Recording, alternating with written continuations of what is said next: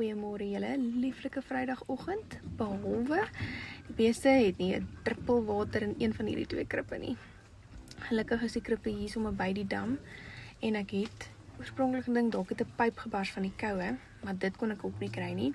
So iewers moet iets die pyp blok.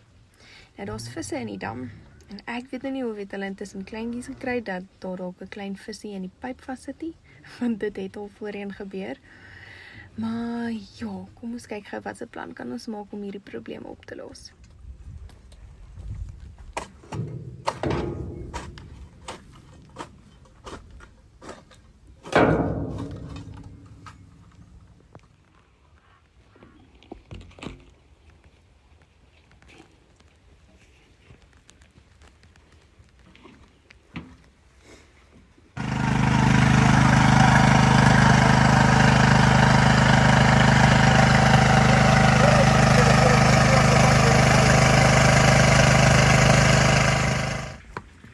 Ja, môre, is al amper middag.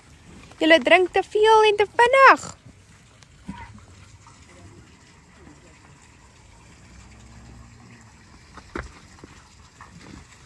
Daar besef ek het nooit 'n eindvideo gemaak om te wys dat alles weer normaal werk nie. Maar gelukkig kan ek sê, die water tap weer in.